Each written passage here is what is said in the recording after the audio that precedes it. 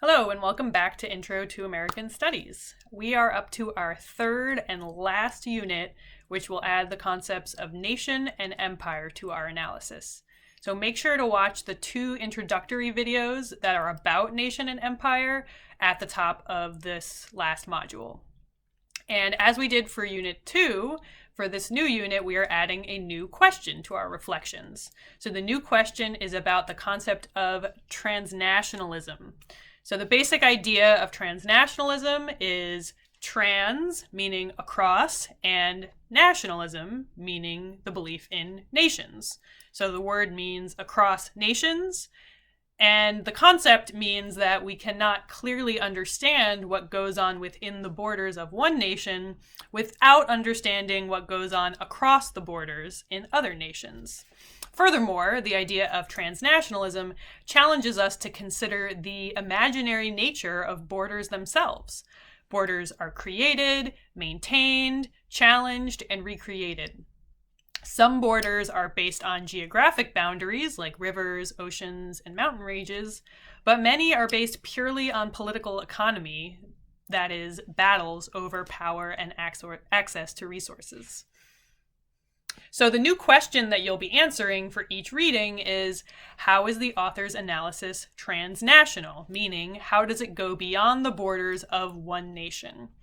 This should be pretty clear once we go over this week's readings, but as always, please reach out if you have any questions. Also, make sure that you're still answering the question about intersectionality and the original question. So for each reflection for this last unit, you will talk about how the reading challenged your understanding of America, how the author's analysis is intersectional, and how the author's analysis is transnational. And you'll provide the link to popular media and culture. It's the same length as always, so you don't need to write more, just dedicate some of your writing to all of the parts. So this reading by Gloria Anzaldúa is another of my favorites of the whole semester.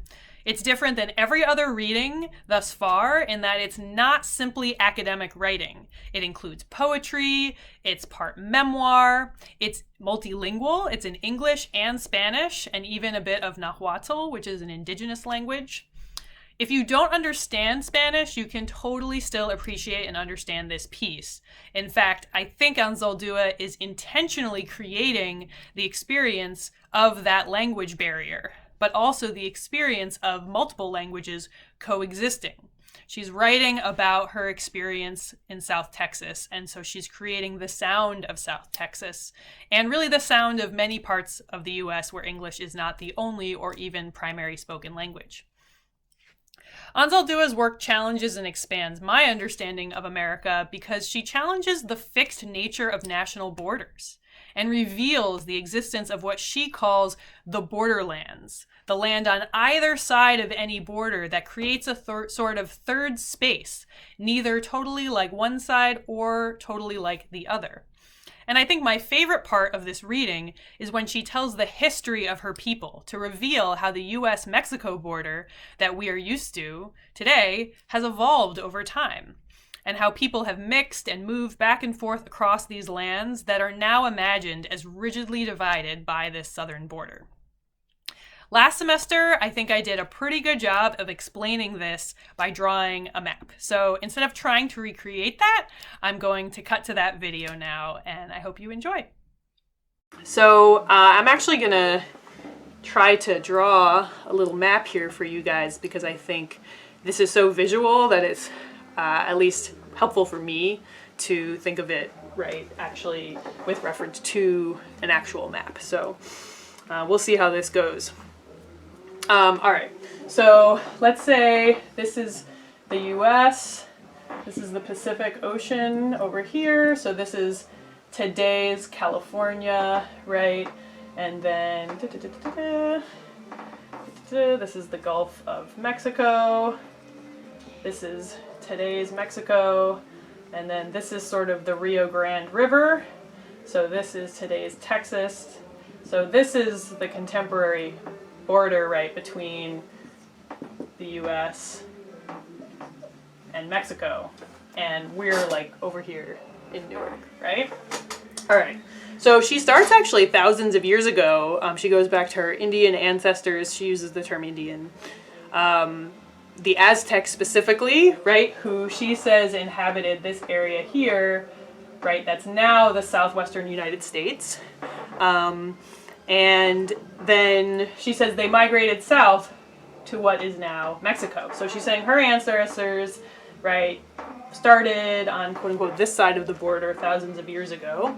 Of course, this border didn't exist at that point in time, right? But then they migrate south, and then the Spanish, right, coming from Europe, conquer this area. They conquer the Aztecs, and so this becomes a Spanish colony, and the Spanish, right, massacre the majority of, or a good number of the Aztecs. Many other die from disease, but they also, for those who survived, right, mix and form, mixed families. And so she says this is the origins of the Chicano people, right, is this mix of sort of the Aztec plus the Spanish, right, which she says creates the Chicano people, right? So the Aztec influence, the Spanish influence, and so this is how you get the people called Chicanos.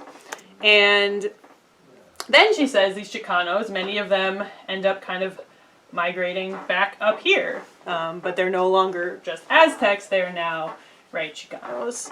And this is when this is all still, part of Spain, right? Oh no. Okay, here we go. All right, so we've got Chicanos all up in here. And then, right, Mexico gains its independence. So now this is all Mexico. So we're talking about the early 1800s. This, basically, this is Mexico. All of this is now the newly independent nation of Mexico, and of course, also recently having gained its independence from the British is the United States of America. So we have this border right now up here between the relatively new nations of the United States and of Mexico.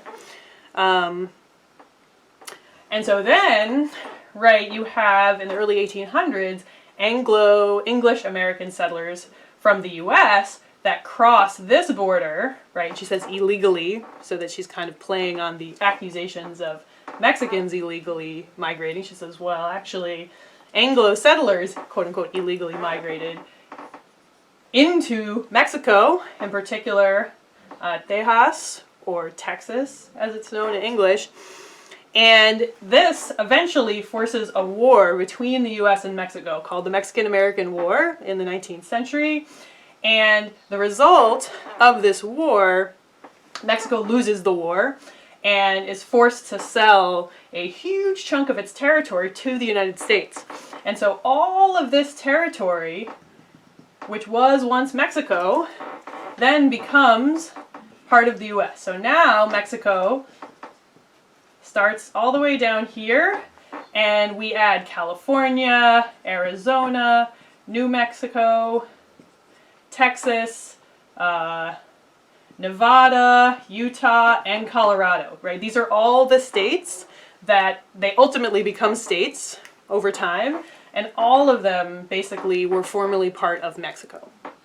And so now this border moves hundreds of miles south, right?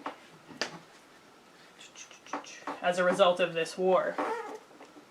And just to give you a sense of proportion, right, this is like a quarter of the country, right? This is like 25% of the continental United States, right? That was formerly Mexico that then becomes part of the United States.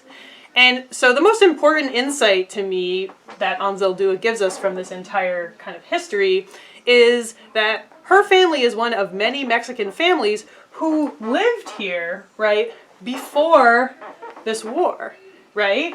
And so if you're a family like Anzaldúa is living in South Texas, right, you were living in a nation called Mexico one day, and then this war happens, and now you're living in a nation called the United States. And you didn't move, right? The border moved, right? The border between the nations moved. And so if we take that insight and then, right, Anzaldúa then uses that insight essentially to critique the racism, right, that she experienced growing up in South Texas as a Chicana person. So, right, the racism, the anti-Mexican racism, right, that she says was rampant in southern Texas when she was a child, right, that sort of racism says that Mexicans are outsiders, foreigners, invaders, un-American, right, that this is a white country, a white nation. Well, that whole idea is based on erasing this whole history of migration and conquest and settlement and war. Right? That racism is based on pretending that these nations called the US and called Mexico have always existed in the same place forever, and that this border between them has always existed in the same place forever, and that therefore Mexicans are people from a totally different country, right, that have come into our country. When really, as Anzaldúa shows, sometimes, yes, people have crossed borders, but many times borders have crossed people. And so it's actually impossible to rigidly separate Mexico and America, because nearly a quarter of the United States of America was literally, right, taken from Mexico.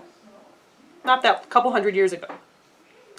And so Anzaldúa's big idea, what she calls borderlands theory, is that this border, right, this is where it is currently, it doesn't actually divide two distinct cultures or societies or nations, but rather it produces this sort of borderland area, right?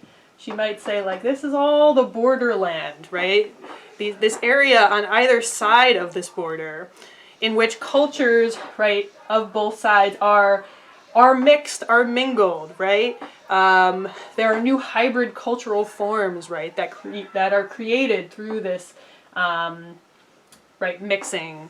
And she's not just talking about things like Tex-Mex cuisine, although arguably that could be an example, but she's also talking about a sort of consciousness that arises from living in, right, and along the border. How the experience of living in the borderland gives people the ability to see through these national mythologies and racial mythologies, to see how the US and Mexico are just ideas, right? Two in a series of ideas that have been imposed on this land and the people that inhabit it.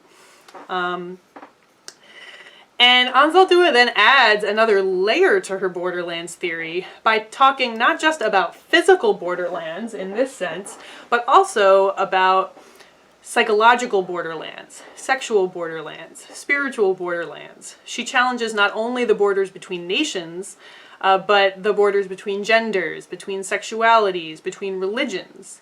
And so she's not simply criticizing sort of white America or the United States and celebrating Chicano culture or Mexican culture and society, right? She's not just trying to flip the sort of racism that she's experienced. She's actually trying to challenge, right, the whole idea, right, of these being two opposing sides. And she's criticizing oppression wherever it appears, right, and however it appears.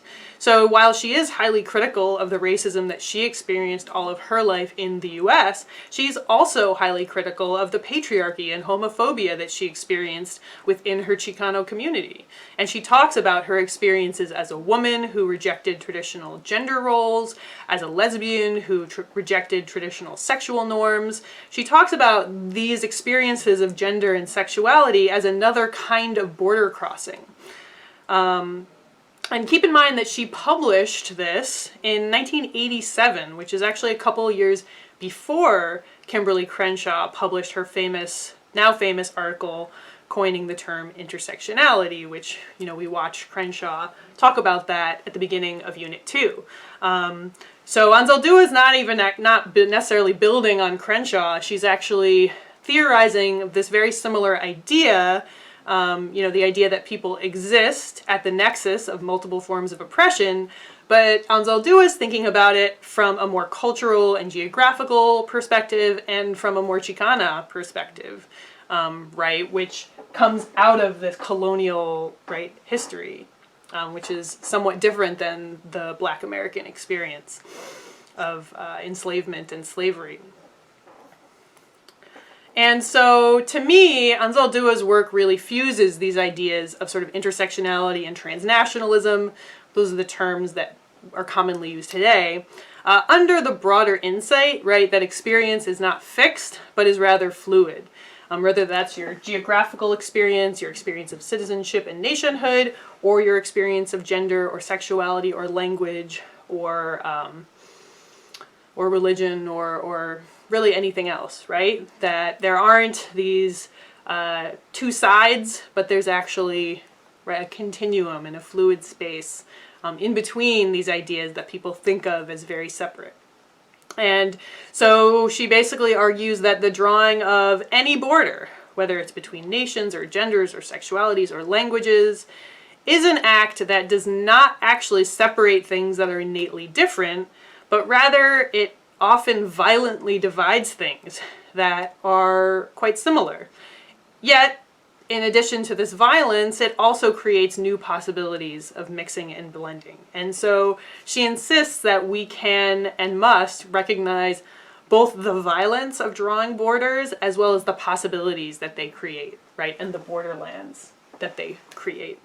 So it's a bit abstract and theoretical, but I hope also, especially reading it through her words, that you're able to get the sense that I think she's trying to convey about sort of just the limitless possibility of human experience and the futility of sort of rigidly dividing human experience, whether it's in space or in time or along any other kind of axis of experience.